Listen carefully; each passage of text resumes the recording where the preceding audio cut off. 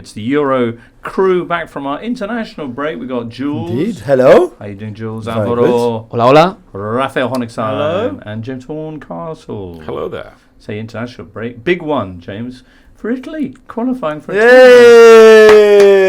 They qualify for the tournament which they are the holders of. Absolutely. In style. Yeah. Absolutely. Never There in you go. doubt. Okay. Some countries were busy. Are we? Oh no, we're not going to mention the potential foul at the end of that game, no? He doesn't touch him. Oh, okay, fair enough. He doesn't touch him. I thought so. I'm with you on that. This Jules. is yeah. I feel it was Even you. What do you mean, even me? I I'm mean, a it's your fair-minded nation as individual. well. If it- I feel that Ukraine were harshly treated by the fact that they didn't even review it on I think VAR it was a bit of a extraordinary. dive, though, to be fair. Yeah, but there was contact for him to Yeah. dive over. There wasn't contact. Spanish I think ref? There wasn't. If you compare that to who was it went down at the 2006 final in that very delicate game for Italy, which Totti scored the penalty for against Australia, was it Grosso who went down? Fabio Grosso. Yeah. Yeah, this was much more of a penalty than that. That was very much falling over an outstretched leg, Yeah, but it didn't have VAR then. and we didn't apparently have it for this instant either. Anyway, Jules, I thought you were going to mention another international scoreline, one involving Gibraltar. Oh yeah, 14-0. I'll take that. The controversy or the debate was that the Deschamps at halftime said to his players, "Let's keep going." The record is 10 against Azerbaijan. Why does he hate the Gibraltars? I don't know. What have they done to him? I don't know. It's The Or Rock. to his family, it's The Rock, yeah. Yeah. Haven't seen that film for a long time. The bad news, of course, is that France and PSG lost Warren Zaire-Emery in that game, unfortunately. But apart from that, it was fun. Okay. Can't believe you're still intimidated by that one tweeter who said we shouldn't be talking for 5 minutes about restaurants and stuff Yeah, like you're that. ignoring this like You went the referee straight ignored into that foul. football. What the hell? Most people enjoy I actually had it. restaurant chat scheduled for later. Did you? Okay. Last time we were here 2 weeks ago, we asked people to, and there was a plebiscite. Plebiscite of people saying, Resounding. Plebiscite. yeah. Yeah. Talk about football. Alvaro, though, bittersweet for Spain. Why? Well, you lost Gavi, Gavi for the rest of the yeah. season. You're not bothered. All right. No, I am. Rafa, bittersweet for Germany. Too late. Bittersweet for Germany. Only bitter, not Only sweet. bitter. Yeah. What's going on with Germany? So this last game, you lost 2-0 against Ralf Rangnick's Austria. Mm-hmm. That means under Julien Nagelsmann, he won his first game and he's not won any since. No. The 3 games One since. win, 1 draw, 2 losses. Yikes. Is there a problem there? They should have got Ralph Rangnick in. Yeah, imagine. There's clearly a problem. There's clearly a problem. Because some people say, it's just the fact they're playing friendlies, and it was like that for England ahead of Euro 96, and then they did all right in the tournament. I mean, there is maybe an element of that, but after the very poor World Cup, there was a lot of pressure on the team to play better. And after Flick was fired, then again there was a sense of, okay, now let's start playing. Nagelsmann is here. And it lasted for 2 games in October. They were good, both of them. But yeah, Turkey, maybe the first half was half decent, but then Austria was an absolute shambles. That game on Tuesday night. Very, very bad. And some people are saying if Nagelsmann were to lose the next couple of games in Surely March, not. Who's coming in, Maybe. Ralph?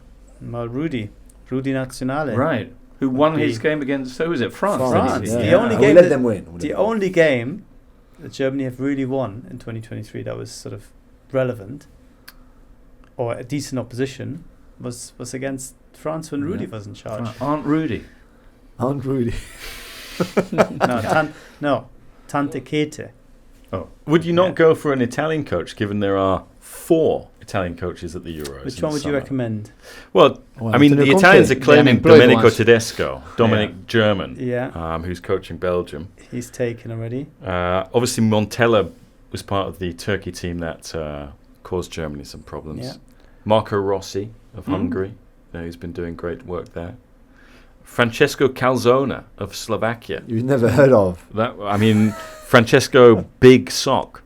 Right. Calzone. Yeah. yeah. That's That's literally what what a calzone is. Yeah, It's yeah. a sock. So it's Big sock. Full Which of gets cheese us on and nicely ham. to the restaurant chef.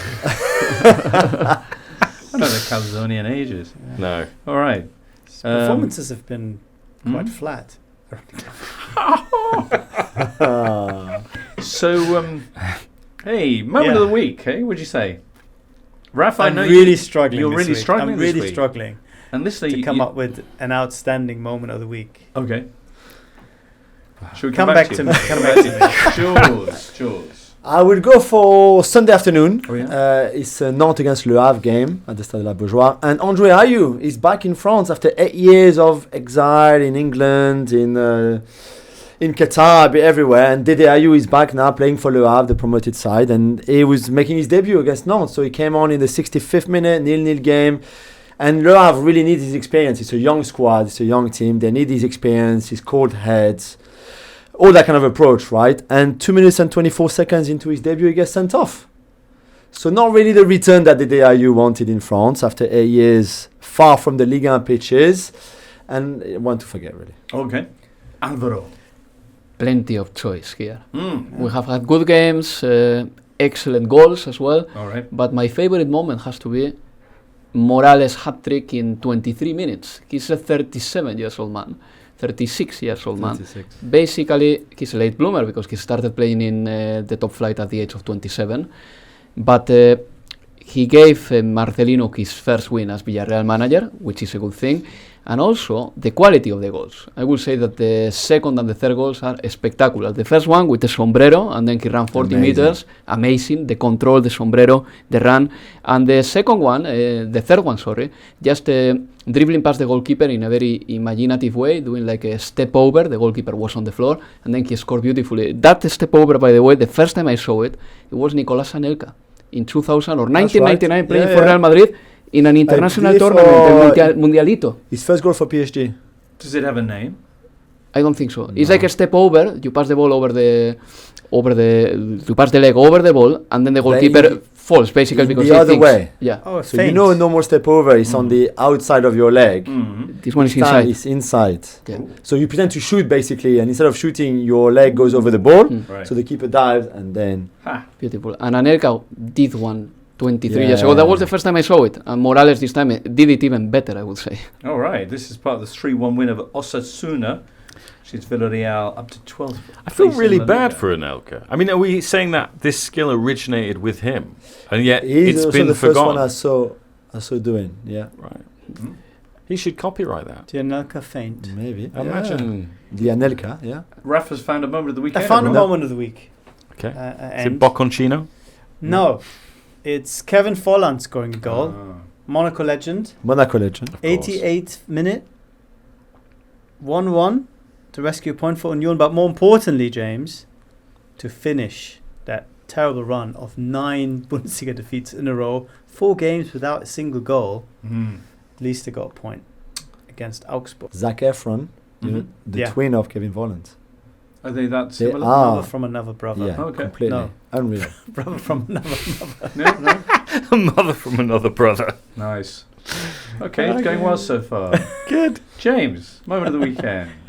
Probably the 15-year-old who made his debut. Yes, Oh, lovely, yes. lovely. For AC Milan, Francesco Camada, Should be who at school. He is. He is. He is. Yeah, We he's can't at, blame you because he's at the Liceo. Liceo Sportivo or something, no? So yeah, His numbers are insane. You were posting his numbers. yeah. I mean, look, some of these numbers come from playing 5, 8 aside, Yeah. stuff like that. Right.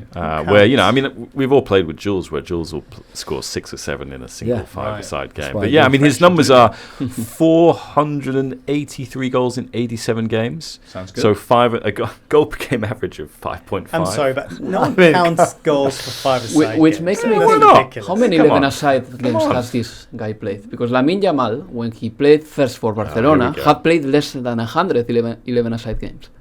Maybe this guy has played less as well. Perhaps. Very Yeah. possibly. Fewer. But But anyway, how is he in the big game against Fiorentina? I mean, he hardly touched the ball. Yeah. Didn't have a single shot. No goals? No goals.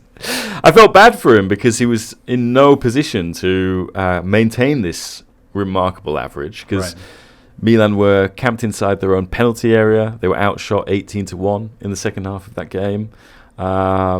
It felt like, Stefano Pioli was giving the kid a debut because, ultimately, someone tried to substitute him, which was, Paolo Maldini, the guy who used to have the club record as the youngest ever player. Maldini, who reportedly wanted to replace Stefano Pioli with Andrea Pirlo in the summer. So, look, kid has apparently got a lot of talent, although he is a kid. But there's a massive injury crisis at Milan in terms of Leao was out, Okafor was out, Giroud was suspended, Colombo, Lawrence Dove was, where was he? On loan at Monza. So they... Inconvenient. Yeah, there you go. All right.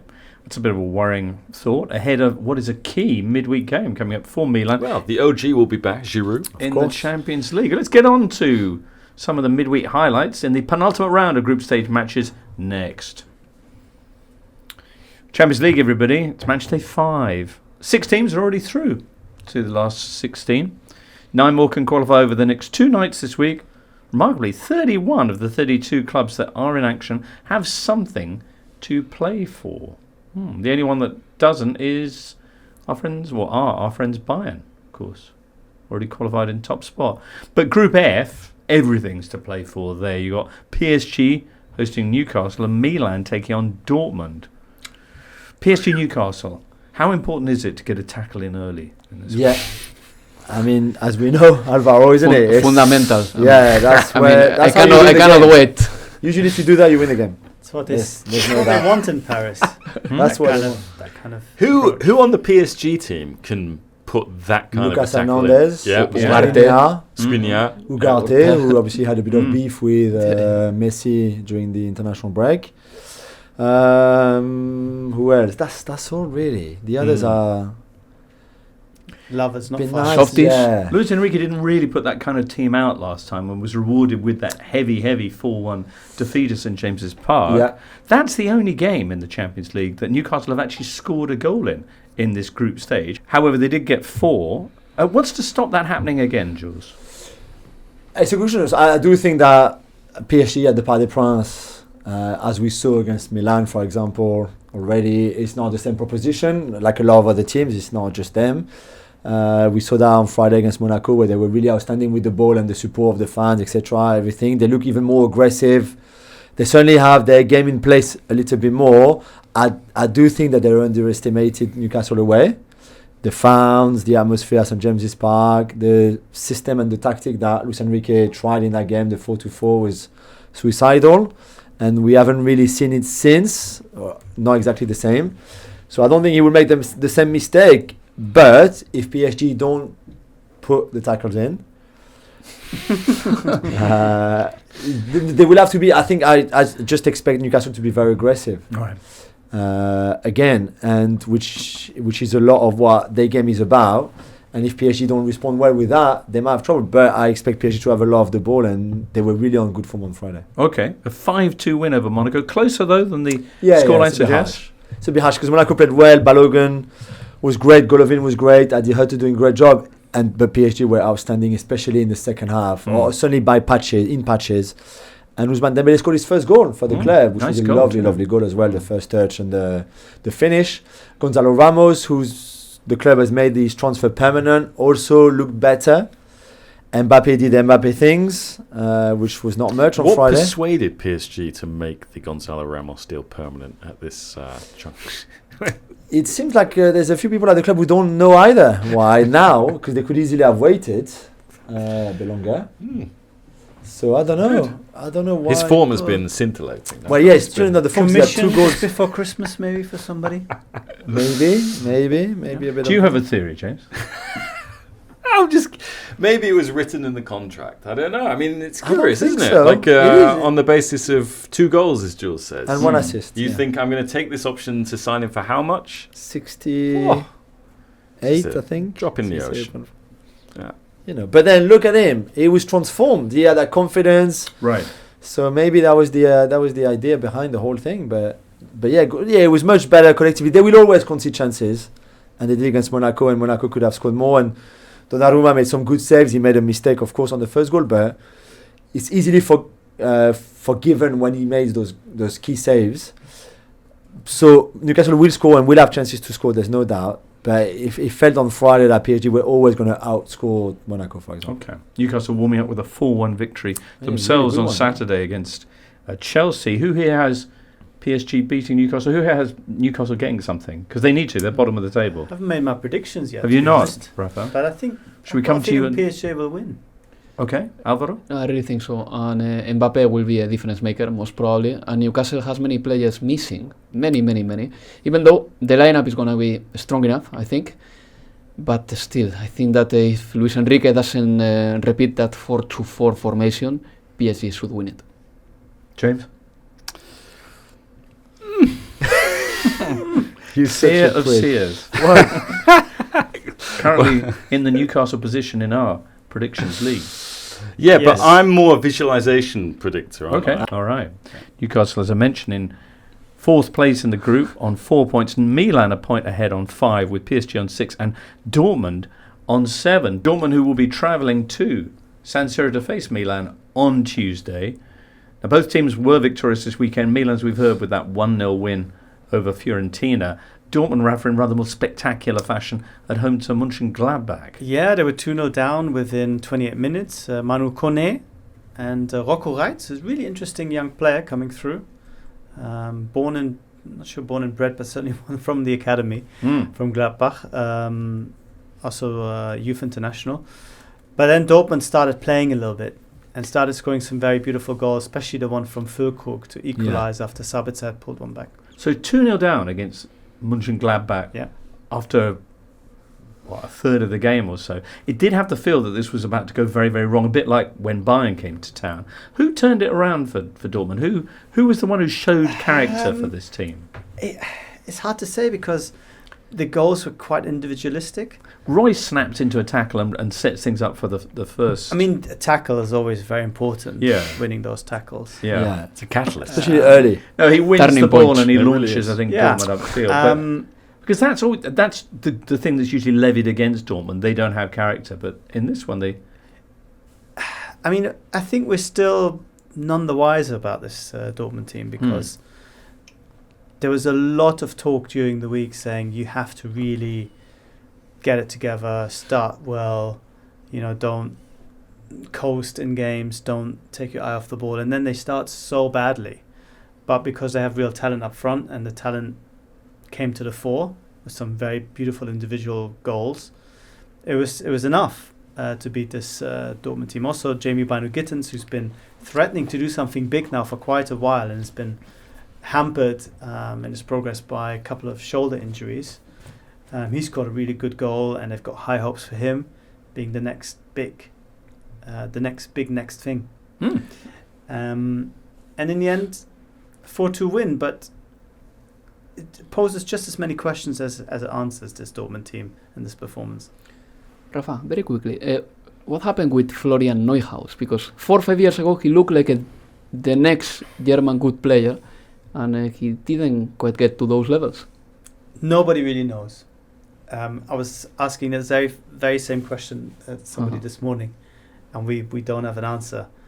To a certain extent, it's a similar story with Julian Weigl, who, remember, had this couple of amazing seasons under Thomas Tuchel, and then never really kicked on. And now he's playing for Gladbach in the role of Florian Neuhaus, who can't get into the team. But Weigl has become a decent Bundesliga player rather than this amazing sort of Busquets figure that he threatened to be when he came through in this deep position, like a deep playmaker. He was so good, especially in that first Tuchel season. But I don't know. I can't give you an answer. It's a bit of a mystery. Rafa, those questions that were raised about Dortmund by this game, do you see Milan exploiting them at all? This Milan team that cannot score, James. I mean, Dortmund have been, apart from the PSG game, have been pretty decent, if not very good, in the Champions League. Their best 2 performances of the season probably have come against Newcastle.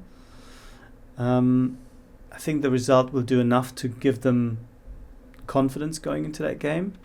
Defensively, they can have good games or they can have really bad games. There's no happy medium with them. They're either on or they're kind of off.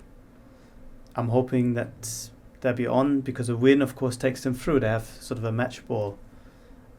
Any win from the next 2 games takes them through. If they do it tomorrow, then that's it. Bingo. Giroud back for Milan. Loftus-Cheek is fit, which Tennis Papers are very excited about. You'll Not sure about that. Well, he played, I mean, he's fit, he played 20, 30 minutes, on, so yeah. he's not injured. But Right. whether he's got the match rhythm to Okay. be the player that he was against Paris Saint-Germain when he was magnificent Incredible. Yeah. remains to be seen.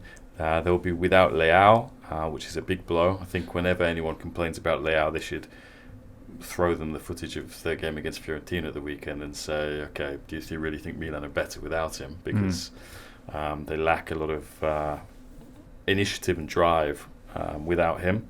And I suppose it would be a big game for someone like Christian Pulisic, again playing against Dortmund as he did the first time around. Pulisic, who was nursing an injury going into the international break, is playing on his favoured side at the moment, on the left, because Leao is out injured. But Milan were very poor at the weekend, lucky to get a point. Ultimately, the goal doesn't come from open play, it comes from a penalty, and they were lucky not to concede an equaliser. At the end, It was that only- face saved by Magic Mike was incredible. Yeah. Extraordinary. In the Champions League this season, the two most underperforming teams in terms of XG are the two Milanese sides. Inter actually worse than Milan. Milan only scored twice, but should have, according to XG, scored 6. Yeah. Yeah. Especially against Newcastle. Oh, yeah. I Yeah. remember that one. Yeah. And they won't have Kamada either on Wednesday night, so that's 5 goals they won't be scoring. Yeah. All right, what do you think, James? How confident are you? I mean, they're playing at San Siro. So, yeah, they played really well there against PSG. Is there anyone they can throw money at? No, unfortunately not. Maybe the No. Dortmund players would be, the fans would be throwing If money you at throw real Pulisic. euros at them, that might Ooh. work. That Yeah. might work. Yeah. I mean, yeah, I don't know. Maybe Salvini will be in the stands, wanting to go back to Lira as the denomination. I don't Nice. know.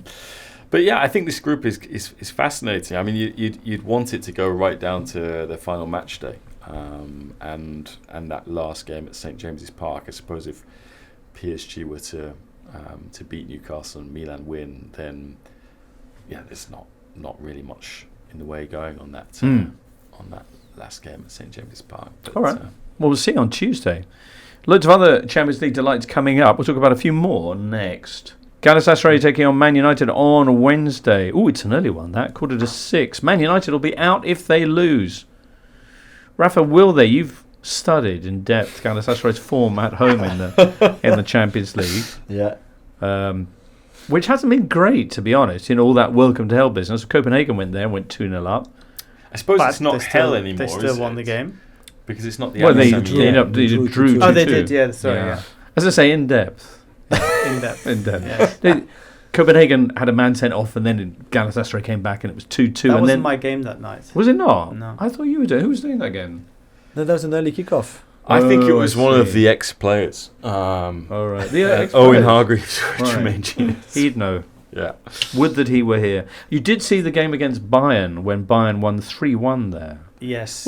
What do you think about Galatasaray? They won, of course, at Old Trafford. I'm sure we all saw that. I think Galatasaray are scintillating really match. good. Mhm. I think they're the second best team in this group, and I can see them win on Wednesday. Also, I think that they are very good doing the pressure, and Actor Koglu, in fact, retrieved the ball for Galatasaray in the game against Manchester United that led to a penalty. Galatasaray is the team in the Champions League with most balls recovered as well, and Manchester United are missing players in the places where you can lose the ball and then it's dangerous, because they are missing Mount, Casemiro and Christian Eriksen. So Right. I think that could set the tone in the game if Galatasaray presses the midfielders of Manchester United. Marcus Rashford will also be suspended for this game. United have been to Galatasaray on 3 occasions. They never scored a goal away to them. Is that true? I don't know. Be It says tough. there on these notes. It's funny because Mm. you talk about, welcome to hell. Mm. And okay, they've moved stadiums since. But also, do you remember one of the great Nike adverts was Eric Devils. Cantona in hell Yeah. against Right. the devil, Mm. Yeah. with not just Man United players, but legends of the Yeah. 1990s. You would think they would Where are you They going would with be- this? What's the point? I mean, I can't remember who What's- scores the goal in that advert. It's Is it Cantona. Cantona? It It is is Cantona. Cantona. He Yeah. flips Oh, it wow, no? Yeah, Yeah. and of takes course. the shot. Oh, that's my point. But only after What's a your point? superb tackle from Maldini. What's your What point? else do you remember from that game? Maldini's sliding tackle. Yes. Yeah. Shocking refereeing performance. Yeah. Yeah. It's not the best Nike advert. Which one are you going to say is the best? The Brazilian airport one. The Brazilian Oh, airport. no, I think no, it's no, just no, a- no. I'm going to Although- say The cage. Hocus Pocus. Cage. No, I don't think the Cage cage. is So good. Hocus Pocus is the best one. What's Hocus Pocus? I like the Square Nobody says Colosseum. anything about the Yoga Bonito, 2005. That's Yeah, the that is the airport one. Yeah. No, Yeah. no. Yoga Bonito, there are That's the like one a with series Portugal. of 6 to 8 adverts with different players. okay. Ibra being one of them, No, Ronaldo but- being another yeah. one. Wait, what's no. are you meaning the I one saw- that looks like Hocus in the Pocus Square by Colosseum? Focus. It was the renowned Mexican director Alejandro González Iñárritu. Iñárritu. Oh, okay, the guy who did The Iñárritu. Revenant. Yeah, Yes. yeah. There you go. 21 grams. And as well, the, yeah. the Terrible actual title of the film. No, I advert like is that film. 21 grams. I like yeah, that. yeah, It's yeah. I really like that good. film. It was Maybe a I breakthrough remember going movie. on a date. Yeah, I liked it 21 too. grams. No, the it breakthrough killed movie was the atmosphere. Gimbo, Amores Perros. Was the Choose your breakthrough movie. movie. You have to watch it. But my point is, listener, that this movie, which I've called Hocus Pocus, that was the track used by Focus, German band Focus. Yeah, before your time. With a K? no. No. If I play the music, you know it instantly. But Okay.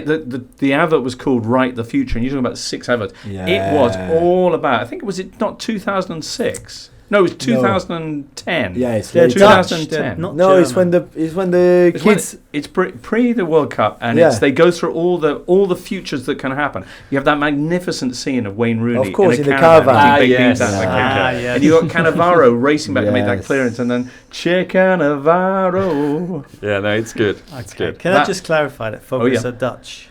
Are they German. Dutch? Yeah. Focus? Yes. Dutch. Yeah, Nice. so Spanish or Mexican? Yeah, or Mexican, Dutch Dutch or or German. Anyway. Nike all right then. or Adidas? So that's, Anyway. Anyway. that's Milan Dortmund. I Good saw stuff. one I had forgotten about from Pepsi the other day, where they're on an island, on a remote island. Yes. Thierry Henry, Raúl, Ronaldinho, and they're playing beach volley football. Go on, yeah, okay. And It's the an episode surfers, of the Lost. surf I volley, would watch. was it? Football. Foot volley. Sí. And some surfers arrived, right? And they said this island's only for surfers. Okay. So they kicked the ball in the water, in the sea. Nice. And then Roberto Carlos, Raúl, and the others get their surfing boards and start doing keepy herpies on the surfing boards. Like, that's amazing. How much Yeah. they must have trained to do that? That's amazing. Yeah. Based on a true story. Based on a true On a story. true story, yeah. All right. That sounds amazing. What's it called, Jules? I don't know. I'll send it to you now. Oh, I'll okay, find it great. somewhere. Surf and turf. It's probably by Yeah, a nice. No, but it's Spanish director with a The German Italian director, soundtrack. you know, who did Plus Belle La- So what we haven't talked about is Barcelona. This Irish band, the Beatles. Paul McCartney, Irish Yeah, guy. yeah, of course, yeah, yeah. of course. Yeah. So, Barcelona. You were dismissive of Gavi's impact on Spain as an entity, but No, I on wasn't. Barcelona, this is huge. The fact that he's out for the rest of the season, potentially the Euros as well. I am dismissive of the other Xavi in this case. Right. I think, Xavi, Has he been boring again? really much.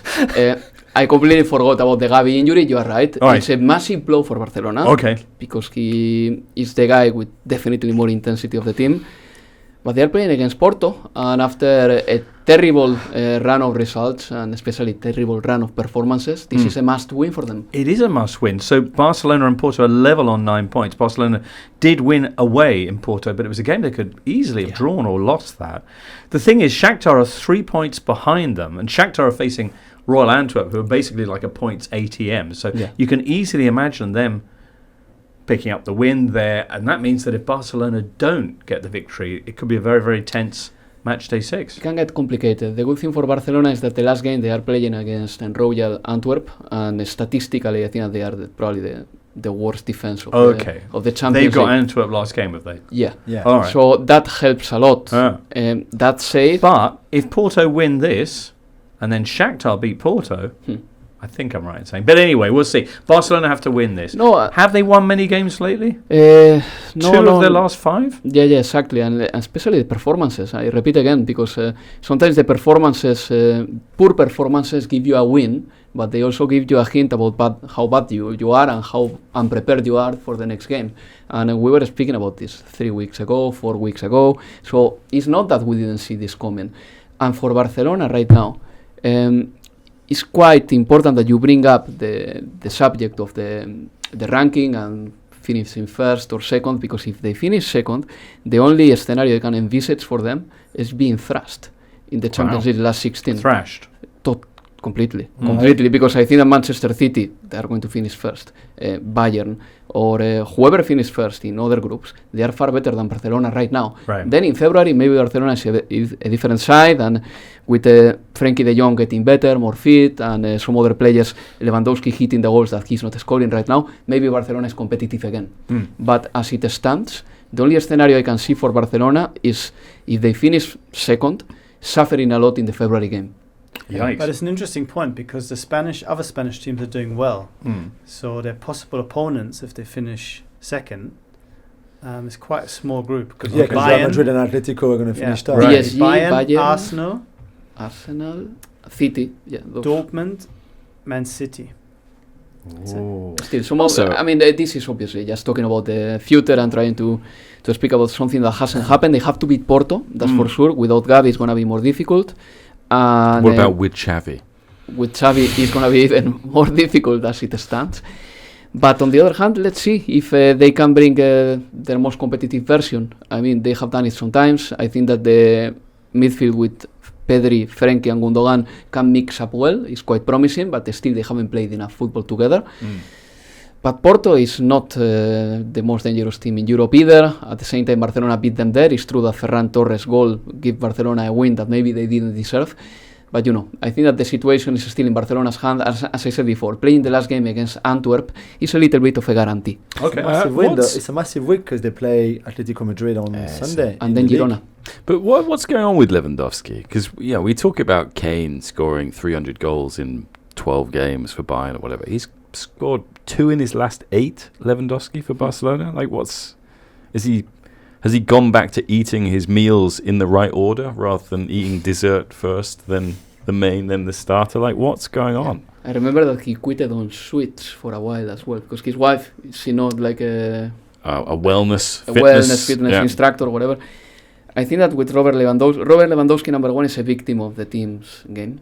I think that he doesn't get enough crosses, enough supply. He plays with many different footballers. Lamine Yamal and Ferran one day, Joao Felix and Rafinha another day. So he hasn't created that synergies with the footballers he's got around. Also, the midfielders of Barcelona, the most creative ones, Pedri and Gundogan. One of them, Pedri, has been unavailable. The other one, Gundogan, he's been doing probably more things that he should, but not. He hasn't been focusing on his passing. He's been focusing more on helping the midfield, helping Oriol Romeo, who has had a difficult start at Barcelona. So you put that all together, plus the age of Robert Lewandowski, plus the fact that if Lewandowski doesn't score at this stage of his career, he doesn't leave any flashy memory. And the sensation is that Robert Lewandowski right now is not playing very well. He's not scoring, that's factual, and since the World Cup 2022, Lewandowski's numbers have dropped a lot in comparison to the first third of last season. But I think that Lewandowski, as soon as Barcelona starts clicking and as soon as Barcelona creates the chances, he's going to score, because he has done that all his life. Do you think they would click better with somebody else who's more compatible in his place? Look, they are very likely to bring a new striker in January. His name is Vitor Roque. He was signed about 6 months ago. He's a Brazilian promising player, but he is not probably as promising as Endrique, the other player who has played for Brazil already. He belongs to Real Madrid. But in Gavi's absence, Barcelona has the chance now to bring Vitor Roque. He's a natural number 9. And I think that if Lewandowski keeps on having this strike, probably Vitor Roque, when he arrives, he will have the chances too. Okay. Well, as you mentioned, Atletico flying in their group, and Real Madrid are too. They're already qualified. They're taking on Napoli. Another big game that we should mention before we put a pin in this Champions League stuff. Because Napoli, with a win, will also be qualified. Otherwise, they'll have a tense match day 6 when they host Braga. Napoli debuting their new manager this weekend, James. How'd it go?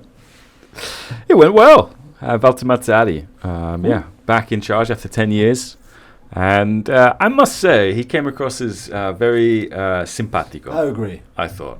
I agree. Because, he got some quite nasty questions, I would say, in his first press conference. Coaches in Italy, when they are sort of at the end of their careers, they're sort of talked about as being bollito, cooked, finished, boiled. And he was like, if it's cooked well, I like it. Nice. So there you go. And then You want to talk about restaurants again? I think he's done exactly the right thing. He's come in, he's talked up the players like Victor Osimhen. He's saying, wow, what a fantastic guy, always smiling. He's talked about, watching all of Spalletti's games when he was in charge of Napoli. And, Mazzarri, as we've mentioned on the pod before, for all his career has played one way, which is 3 at the back. And he's like, no, this team actually really wants to play 4-3-3, so let's do it. And they had a first game in Bergamo against Atalanta. Not an easy game. Not an easy place to go. And, they were a bit timid and they got dominated in the second half. But they won. The first half was really good, I thought. They won. Yeah. Kvaratskhelia with the header. Yeah. And then Elmas with the winning Yeah, goal. the 2 subs coming on. So Osimhen came on and was set and up the by assist was from Osimhen for the winning goal. Yeah, it was Osimhen without a mask as well. I would say it was more of an assist from the goalkeeper, Yeah. Marco Canisecchi, who gives it away in the first place. Okay. But yeah, so positive. And again, he was like asked about Madrid coming he gets up. a hug from Kvaratskhelia, which when you think about how Napoli Frosty. players were with the previous guy, the French guy. The French guy. Yeah. Indeed. So, it's kind of, he said this is the best team I've ever coached. And imagine getting that chance says again. all the right things. Imagine getting that chance again when you've basically been told you're finished. Bolito. Bolito. I think He was Bolito as Bolito. Yes. He was. Okay. Anyway, Real Madrid are without Vinny Jr. That's no laughing matter. No, it's not laughing matter. Yeah. But Rodrigo is playing in that position. Okay. And he scored 2 incredible goals in the weekend against Cádiz. So Rodrigo, we know that he doesn't want to be a number 9. He doesn't want to play on the right. He would prefer to play behind the striker. But we didn't know that he could be so good on the left, which is Vinicius' position, basically. Vinicius is out until 2024. And Rodrigo scored 2 beautiful goals, really. The second of them was a Messi-like goal. And the first one, it was a little bit of an Arjen Robben goal, with perhaps more change of directions than Robben. It was incredible, really. The goals of this guy can be very amazing. And I think that... And he set up Bellingham for the third. Yeah, exactly. Yeah. No, his numbers in that game against Cádiz were very good. And one of his goals is the kind of goal that Napoli should have a close look at, because he left behind like 4 players. So good win for Real Madrid and a fantastic week for Rodrigo. I mean, especially Ancelotti was celebrating a lot the goals of Rodrigo. He has had like sometimes a little bit of a turbulent relationship with Rodrigo, shouting at him when Rodrigo didn't like to be sub and things like this. But overall, I think that they really like each other. Okay.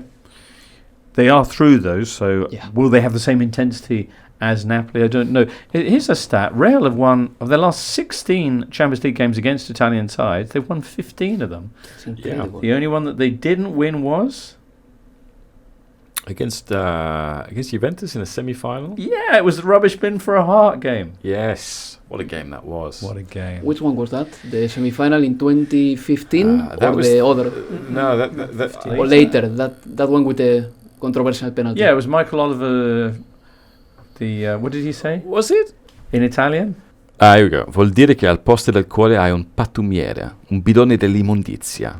Wow. That's harsh. Yeah. Well, there you go. Next up, let's talk about other things involving some league football. All right, who's up for a bit of Derby d'Italia chat? Yes. What a It was game. better What than a I game. expected. Did you think? I didn't think it was very good. No, Did the you? first half was great. The First second half was half, alright. the second half was like I thought the whole game would be. So I was glad that at least the first half, James, I don't know what you thought, but that the first half has intensity. I loved the Vlahovic goal, that long 1-2. I loved even more the Lautaro goal for the team move. Yeah. What a goal. Great move. But then I expected a better second half, and Yeah. then it went down to, okay, let's not lose the game. Let's not lose the game. That's I think what- the yeah. interesting thing is that when Juventus went 1-0 up, the expectation was they would say, Inter, you have the ball. We're just going to defend our own penalty area. Because if you go back before the international break, when Juventus played Fiorentina, they took the lead after 2 minutes and then basically said, right, we're going to defend for the entire game. And instead, as Jules was saying about the first half, what was surprising was how aggressive Juventus were in their press. Yeah. And when they went 1-0 up, they kept pressing, and then they got done by an outstanding goal. I mean, all down the right-hand side, Dumfries, Barella, Thuram, the speed of the pass from Thuram, but then the movement from Lautaro, who, as I keep saying, is the best striker in Serie A by an absolute mile. Just brilliant. But yeah, second half was disappointing. They're going to be at Napoli next Sunday night, another big game for Well, Inter have got 3 very big away games. So obviously the first one was this Derby d'Italia. They then go to Lisbon to play against Benfica. People will say, okay, Benfica, whatever, at this moment in time. And then they go to Naples to play this resurgent Napoli. And I think that's one of the reasons why Simone Inzaghi has been talking a lot in the last few days about how Juventus have an advantage in that Juventus are not in Europe. And okay, maybe you don't see it in a game like the Derby d'Italia where everyone's coming back from the international break in various Manda's to play it states. late on a Sunday. And of course there was no hot water at the Allianz Stadium as well, so all the players could not have a shower. And God knows what that will do to the the Inter players in Europe and their recovery. Ice baths? No? Well, actually, yeah. No, the ice baths are warm. Never mind. Okay. All right. That's an interesting point, James. Yeah. Nice though that Lautaro Martinez goal was. It wasn't as good, I would say, as the second Roma goal in their 3-1 win over Udinese. Dybala. No, the third one. Was it the third? No, the third one's nice with El Shaarawy. But the 1-2 passing. It's I nice. thought- I It is prefer nice. the Inter goal. Do you? Okay. Yeah, I do. But I mean, Yeah. I you know how much I love Dybala, and also Asmoon. Asmoon every Yeah. time he plays for Roma. It's, come on, Jose. Okay. Stick him Roma, up. with that 3-1 win, moving up to 5th. They're now 3 points off the Champions League. Napoli are 4th.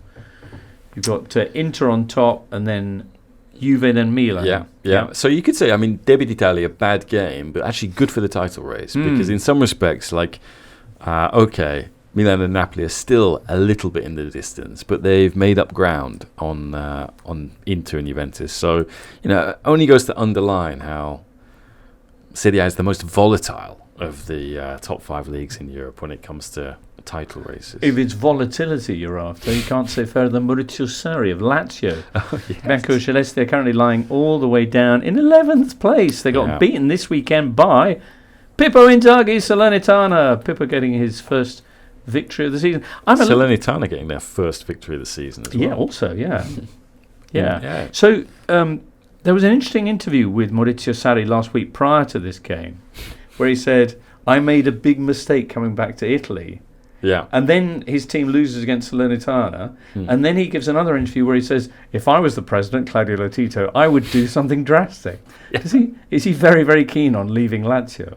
Well, no, I mean, remember before the last set of Champions League games, there were these reports that he was thinking about resigning or he was going to leave at the end of the season. And he came out saying, no, I want to stay at Lazio until the end of my career.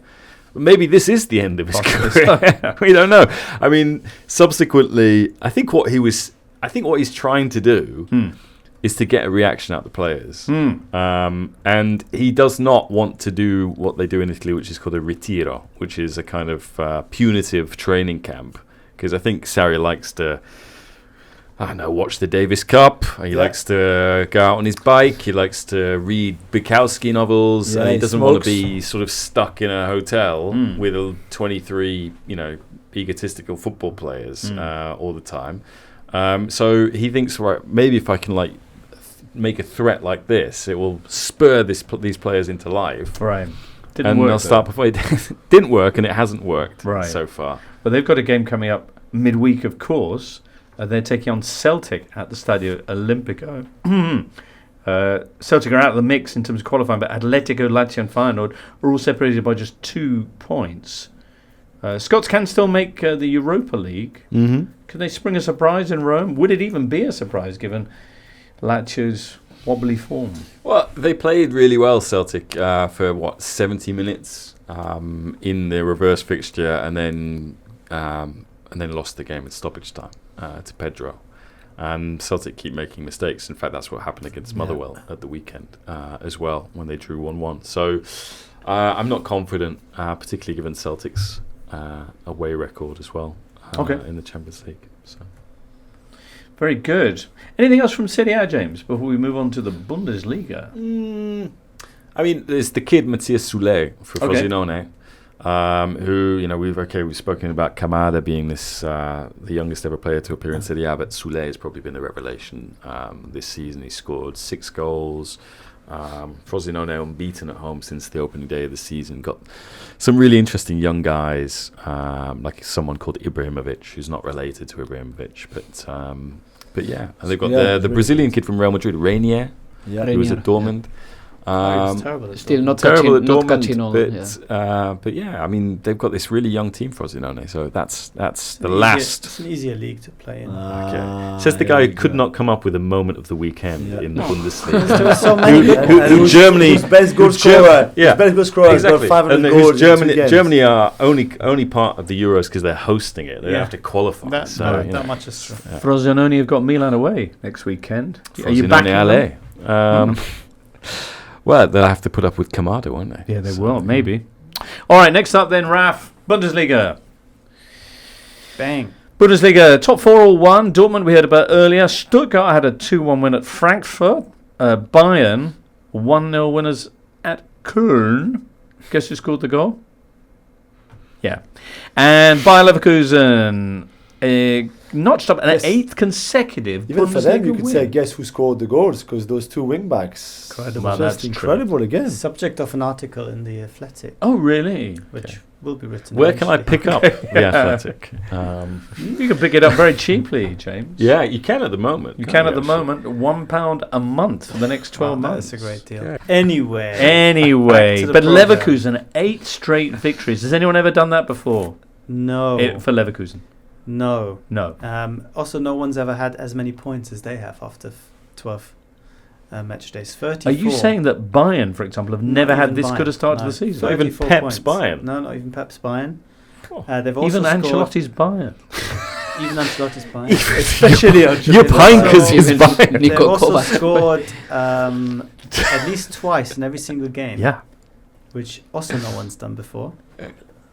So, yeah, still unbeaten, flying.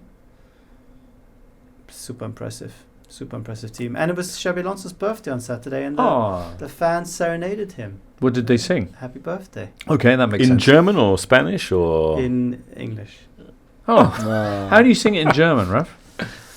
Zum Geburtstag viel Glück.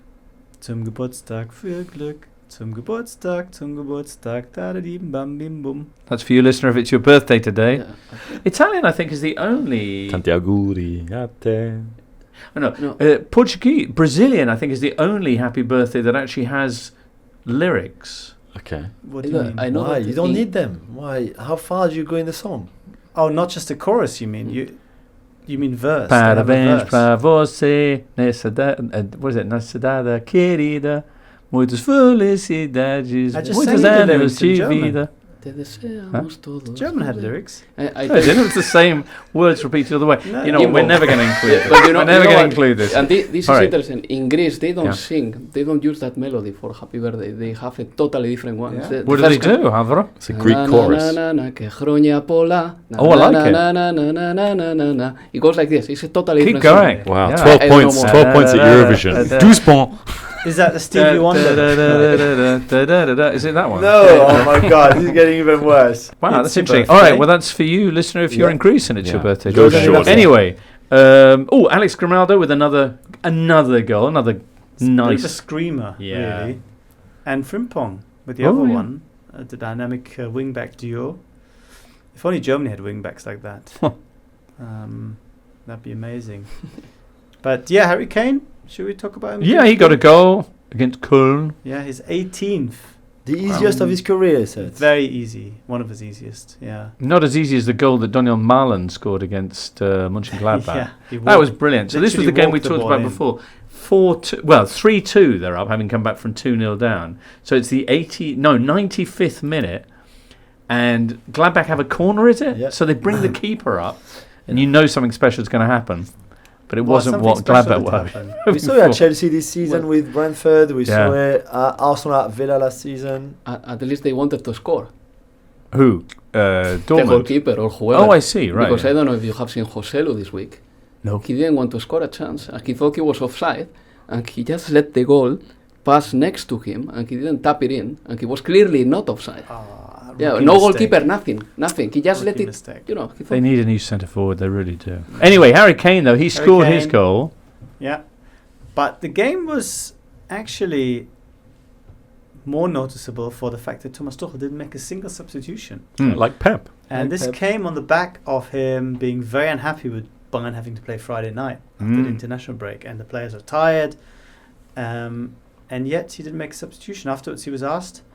And he said, I didn't feel it. Right. He was looking for ways to get Matthijs Tell or Thomas Müller on the pitch, but somehow felt, this team is doing well, I'm not doing it. I think we'll see a much changed Bayern side against Copenhagen on Wednesday as a result. As you mentioned, Harry Kane, with the goal, arriving at 18 now in his first 12 match days.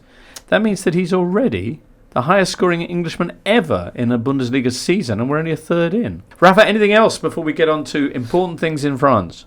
I think we should mention that Dennis Undav scored 2 goals Ah, yes. for Stuttgart in a really impressive win. Stuttgart keep doing some amazing stuff, not just the results, but the way they play. Third in the league after finishing in a relegation playoff, should be said again. And this is without Guirassy being ready to start. He only came on again. But Dennis Undav, on loan from Brighton, 7 goals now, and at least as far as the media is concerned, in contention maybe for a call-up by Germany, because they need centre-forwards, Ooh. and he's doing very well at the moment. Ooh. So, yeah, watch out for him when it comes to, March. That's a long time to go. I'm sure it'll roar around quickly. Yeah, Nice to maybe. get a heads up on that. Leipzig lost. Yes.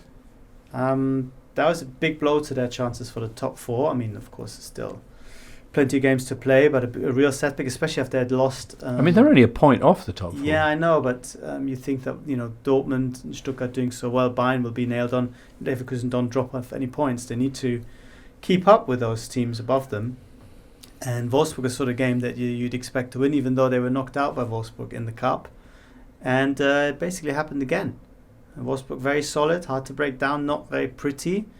And Leipzig just a little bit off when it came to their attacking fluidity. It just wasn't there. They've been so good this season, but they looked like a team that suffered from the international break. That just rhythm wasn't quite there. Okay. Jules, let's talk France. Let's go. France, everyone. Congratulations to The Sweeper, the podcast and social media, who posted the other day, it's never nice to lose, except for today in Ligue 1, because it was Nice to lose the game. Nice. Yeah. Nicely done. It was, Yes. yeah. The Sweeper, they deal with kind of Europe's more niche and forgotten leagues, so I don't know why they were talking about Ligue Me 1 neither, this yeah. weekend. Should not but, go into these criteria, really. Anyway, he finished 1-0. He finished a typical Faioli's performance. Yeah, best defense in the world. Another game where they don't go behind and they win again 1-0, which is the favourite score. So well done to them. 8th clean sheet in a row. Extraordinary. Yeah. Nice, Bayern and Leverkusen, the only unbeaten sides in Europe's top 5 league. That's right, yeah. That's Wow. right. But at least, but Bayern and Bayern played each other, faced each other. And Nice had one big. It certainly didn't lose against PSG, didn't lose against Monaco, so won big games. Right. How many points are they behind PSG? 1? One, that's 1 right. point. And now they benefited obviously from the defeat of Monaco in Paris to be second, and with a bit of a gap between them and Monaco in third. Okay. Elsewhere this weekend in Ligue 1, defeat again for Lyon. Yeah. After that victory before the international break. They are 5 points now off safety, beaten 2-0 by Lille this weekend. I mean, everybody lost down there, so... But they Yeah, were the bottom terrible, end. James. Really? And then more and more, Fabio Grosso under massive pressure because he clearly can't find any solution. We mentioned before the international break, they win against Rennes, but Rennes had the player sent off after 5 minutes. So it was really like, in a way, a misleading win because I really don't think that 11 against 11 they would have won that match. And Lille are a very good team, and Paulo Fonseca is doing an amazing job. If you look at Jonathan David, for example, who was on the bench, he benched him because he was not in good form, came back, gave him the armband, and Jonathan David was great, scored a goal, could have had another one or two. And Lyon, on the other hand, was just terrible. And I know we've said that a lot, but now they really have to believe that they could go down. That even with all the players that they have, the Lacazette and Tolisso, Lopez, etc., they're just so bad as a team collectively that unless something drastic changes, they're going to go down. Wow. Jonathan David. There's always talk in the Italian papers about him moving to Serie A. What do you Yeah, think? to Milan. Yeah. I think if you have the OG, as much as we love him, Okafor is not really a proper number 9, and Jovic is Jovic, then I think you go and look for someone like Jonathan David, who will be cheaper than he would have been in the summer, for obvious reasons. So yeah, I think the goal drought that he had, that he kind of went through, he played a lot of games, he was tired. I think that's not really reflective of his talent. I think he's a wonderful goal scorer. Already trying to block Kamada's pathway. Terrible. Yeah, I mean, We've had just outside of Liga, we've talked a lot about Girona and their amazing performance, and there's been a lot of knowing kind of references to their fairy tale and the City Group and that. But another of the members of the City Group, and very much the other side of the coin, are Troyes, who we last saw in Liga last season, and are now kind of on the brink of heading down to the third. Yeah, they just signed the Ligue managers. 3. Yeah, they signed the manager Padikis Norbo after 2 wins in 15 this season. So is it 3 wins of the 40 that he was in charge before? That's right. So he was one of the bones of contention, is that right? Because they brought him in from Melbourne FC. That's it. So he's one of those like kind of guy from the City Group that they put a lot of faith in. So they move him to kind of better level each time to see if he can go through. Not for him at Troyes. So he picked the team up with them, I think, 13th in Ligue 1. They're now 17th in Ligue 2. Because the players were not happy with Bruno Irles, the former manager. They just didn't get on. So the players won the power struggle. And then out of nowhere, that guy who nobody really knew of or about came in, and this must be one of the worst job ever. Really, 3 wins in 40 or 41? Yeah, no, 40. Yeah, surely one of the worst ever. Yeah, well, as you say, he's now been sacked. He's not the only issue, though, and a lot of people talking about how the City Group have ripped the heart out of a buoyant club because they're, as I say, heading towards the third division as it stands. The fans have completely walked out on them. A recent game away to Ajaccio, there were only 2 Troyes supporters. In fairness, it's far from Troyes to Ajaccio. Yeah, but you'd expect at least 3 now. Yeah. They couldn't even make it 3. And for example, Savinho, who's one of the revelations in La Liga, with Girona. Yeah, so this is the other thing. Their 3 highest, their 3 record signings, the 3 players that they spent the most money on. Yeah. None of them have ever played for Troyes because City Group has basically sent them to other places, like not just to other places, to better places, which is the thing. Right. So they've used Troyes' money and then basically... Well, no, because it's the City Group's money. Troyes never had that money. Okay. But it's more to the player's level. Right. Will go to the City Group member that suits his level the most. So Girona, for example, is a better team than Troyes. Right. It would be a waste to have Savinho playing in the French second division. So, which is to the detriment of Troyes. And I think Troyes can feel really harshly done in a way. We see Strasbourg, who are owned by Chelsea, by Blueco, the fans not being happy because they see what's happening at Troyes and saying, hang on, this could happen to us. So it's difficult. Okay. It's really difficult. The fan group Magic Troyes 1997 calling for a boycott of the club. As I say, did you see what happened at one of the CFT's other clubs this week, Palermo? Oh no, what happened? Talking about a club that potentially might have its heart ripped out. I mean, they built a temporary new training ground for Palermo, or part of the new training ground is temporary. And the gusts in Palermo were so strong that they carried the training ground away. Sorry, what? It's Really? It's How do incredible. you do that? You have to watch the video. It's just unbelievable. But Palermo as well, only 1 win in 6. They've dropped to 5th, which, considering the backing that they've got, is not great. They the only team that they've beaten is Massimo Cellino's Brescia recently. He's saying it's a bit of a flimsy setup at Palermo. Yeah, I mean, when you see this, just put, Centro Sportivo Gustoso, Ventoso or something. Not Okay. Gustoso. Centro Sportivo. You doing this as well, listener? Keep yourself occupied while we bang on. Anyway, well, there you go. Yeah. That's troubling, isn't it? At Nice, is there any concern that with the plans solidifying at Old Trafford They don't for know yet. the takeover there, whether Nice are going to have bits of them ripped out? Yeah, I mean, Or a few whether people. they can play in the Champions League. But I Yeah. thought that UEFA had said it's not a problem. Not so much. Not so much? No, there could be a problem. I think the fear is like someone like Kefren Thuram or Jean-Claire Todibo, who's already, both of them, to be fair, were on United shortlist in the summer. It would be easy for Radcliffe and Ineos to say, hang on a minute, a bit like what we see in the Red Bull group. Say like, hey, just come over, we make this happen, easy, it's quick. So that's the fear. Don't know, I mean, Nice are doing well now, so at least that's one thing that you don't have to worry about. Like if they were in a bad position and Ineos could think, I've had enough of Nice, let's sell and focus on United. At least Nice are doing well, so there's no reason for Ineos and Radcliffe now to give up on them completely and just focus on United. No, unless they want to strip them for parts for... Yeah, so that's, I mean, and then the Thurams and Todibo, Mofi, all those kind of like really good players that they have.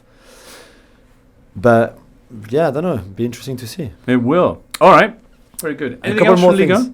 So we've said goodbye to Pep Genesio. Who left Rennes, yeah, dreadful Best form. Pep of all of the Peps. Best Pep. He was about to get sacked, and then when the club thought about it during the international break and said, actually, we give you a bit more time, he was like, you know what, I've had enough of this. Right. I am Pep Genesio. I deserve better. So he sort off really, and they replaced him. He went off. Oh, okay. Right. And they replaced him by the guy that he replaced himself, No. Julien Stéphan, 5 Right. years Oh. ago, Okay. who is Guy Stéphan's son, the assistant of Didier Deschamps for the national team. And they've won this weekend 3-1 against Will Steele and Nicolas Steele and all the Steele family. Yeah, 3-1, which was a good win for them. So, you see, you say goodbye to Pep and... There you go. Yeah. I'm just seeing Palermo's Centro Sportivo saying goodbye Is it- to their roof. I also Wow. send you the Pepsi surfing video. If you which would, is if you well, would. No, I have sent Pepsi it. Oh, you Genesio. have? Pepsi. Nice. Oh my God. Nice. Alvaro, before we wrap it up, we heard about Barcelona, we heard about Real Madrid. Anything else we should know about La Liga? Well, there have been 3 really nice goals Mhm. that we have to talk about. One of them by Mason Greenwood for Getafe, helping them get a win at home. The other one by Antoine Griezmann. He must be 175, 176 maximum, but his heading ability is really good.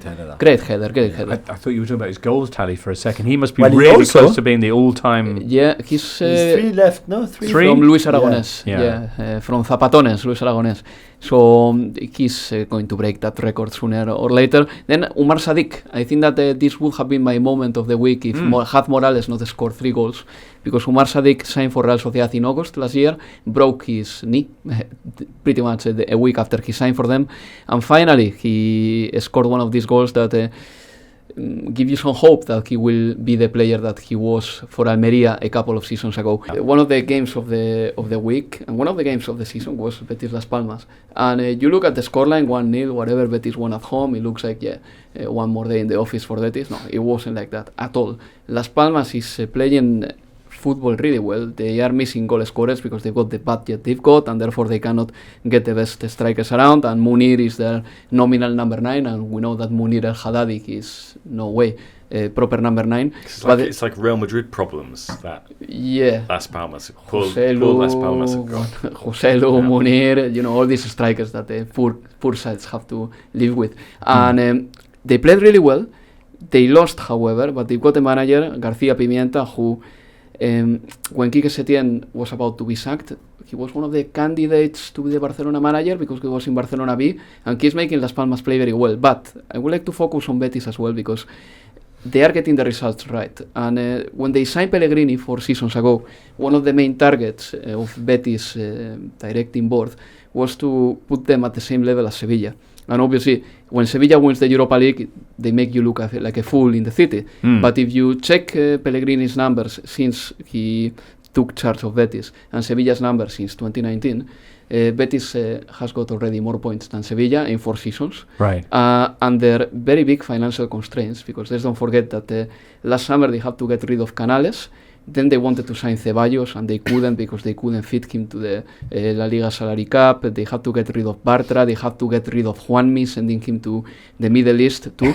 And yet Betis has managed to create at least a very good squad with 2 world champions like Petzela and Guido Rodriguez, but also the quality of Isco up front is making the difference for them. And yesterday he was so important, just creating that goal for Julien José, a striker that at Wolverhampton Wanderers didn't score many goals, but he has found like a second youth in Betis, and he's not a spring chicken exactly, but he's there scoring the goals.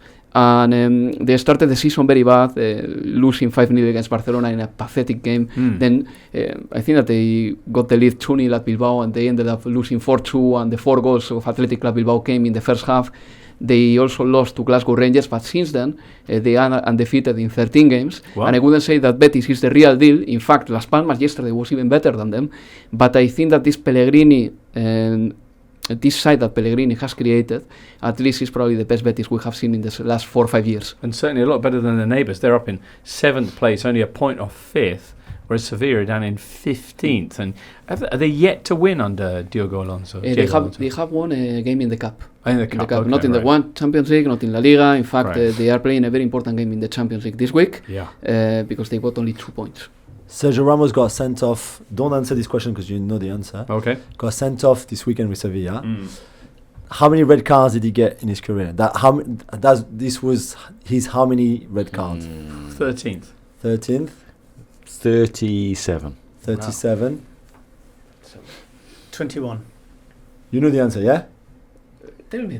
Okay, no, give an I answer know then. Pepe was 21. I looked up Pepe the other day. His red cards. So 25. 13, you said 30, 37, 21? 25. That was his 29th red card. Wow. How'd you get to 29 red cards? Well. So Alvaro won. I mean, he should win. Really. Remarkable. And Jesus Navas got sent off as well. Yeah. I mean, Jesus Navas, from all the players, probably one of the most peaceful ones, but this time he was very angry, and I can understand the nerves are there. Sevilla's not winning. Nerves for the Nervionenses. Spot on. Great stuff. Thank you so much. We'll be back next week. Jules, Alvaro, Rafa, James, Charlie, and Rachel, and you, listener, and from all of us here, it's goodbye. The Totally Football Show podcast is available 3 times a week, bringing you all the football news you could reasonably be expected to care about. We've got views, we've got stats, we've got analysis, we've got some of the best football writers around, and the whole thing is absolutely free. So have a listen on Spotify or Apple Podcasts or all the usual places by clicking on the link below.